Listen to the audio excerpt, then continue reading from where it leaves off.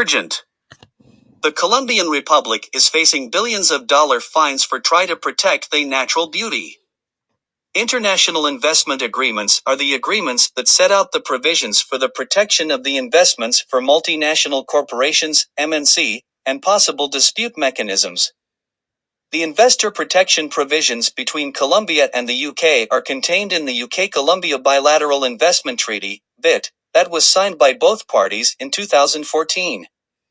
There are several MNCs in the process of suing Colombia for policy changes related to the environment and climate change, as well as decisions taken by the Colombian Constitutional Court protecting the rights of indigenous peoples. Between 2016 and 2022, 20 lawsuits were filed against Colombia, and whilst the information on how much each company is suing the state for is not available, from the published figures this amounts to just over $13.2 billion, equivalent to approximately 13% of the nation's 2023 budget, close to Colombia's planned expenditure on education in 2023.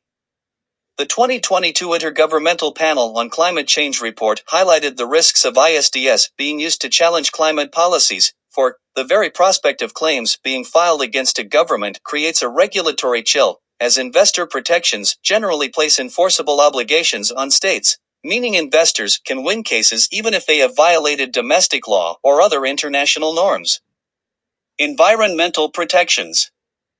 According to the UN Conference on Trade and Development, UNCTAD, the risk of private companies using the ISDS system to challenge climate policies is of major concern.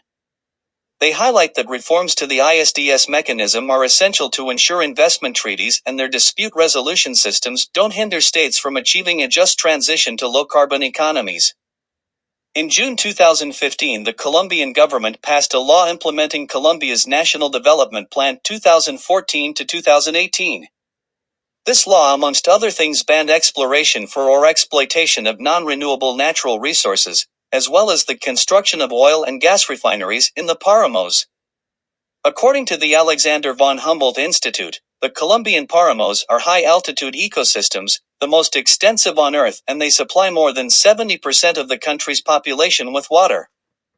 They are also important in terms of carbon sequestration and include wetlands recognized as having global significance. The mining ban resulted in 3 MNCs filing for millions of dollars. One being the Canadian mining giant EcoOro, formerly Greystar Resources Ltd., who filed a lawsuit claiming $696 million in compensation, and one, the final amount awarded, is currently being decided. This case rung alarm bells with UNCTAD because the Canadian investment chapter in its free trade agreement was of the newer variety and supposed to have contained safeguards that explicitly allowed a country to regulate to protect their climate.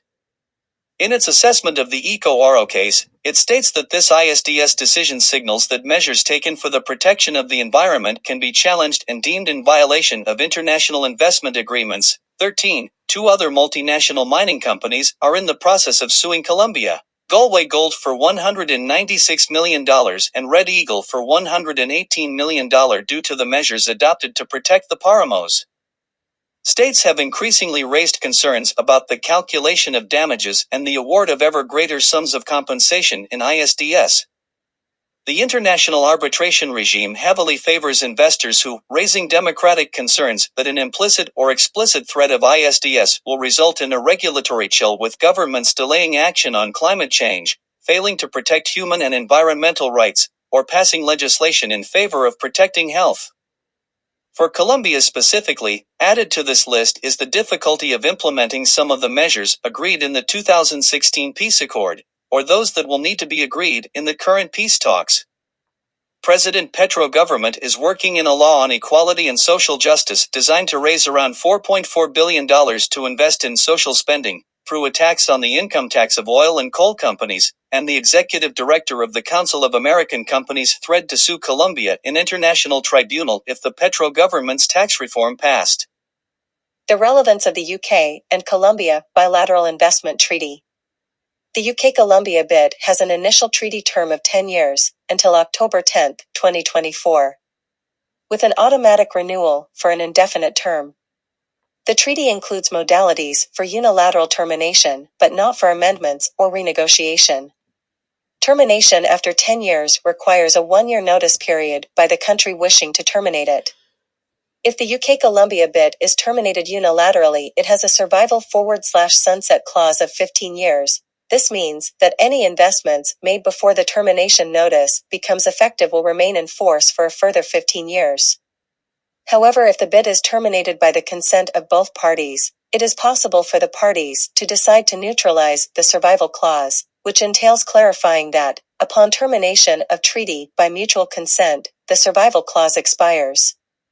It is important that the UK and Colombia agree to end the bid and to neutralize the survival clause. Currently, there is one case against Colombia using the UK-Colombia bid, that of the Cerro Matoso mine in Alto San Jorge, Córdoba, where the Xenu people are suffering the consequences of the Cerro Matoso project, one of the largest open-pit ferronickel mines in the world. The arbitration, filed with the World Bank's International Center for Settlement of Investment Disputes, is in connection with royalties. The BHP Group is using the UK-Colombia bid to sue Colombia via a subsidiary company, South32, since Australia generally does not include investor protections and ISDS mechanisms in their FTAs. Recommendations. The UK needs to consider doing the same as many other countries and omit ISDS mechanisms from their bilateral investment treaties and FTAs. There is an opportunity to do this with the UK-Colombia bid from October 2024. Terminating this agreement and neutralizing the sunset clause will allow Colombia to regulate to address climate issues and fulfill its commitments to peace and human rights.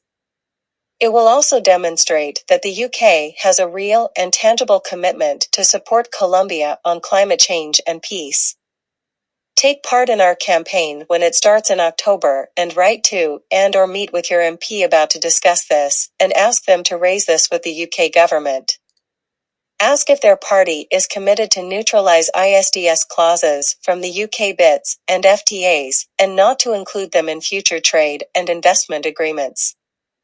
This campaign is led by ABC Colombia, an NGO that is part of CAFORT and Christian Aid. From London, we support the work of the Jose A. Restrepo Lawyers Collective working in Colombia with grassroots communities. In the credits of this video, you will find the link to the website to join and support this campaign. Thank you for watching this video to the end, and thank you for your support.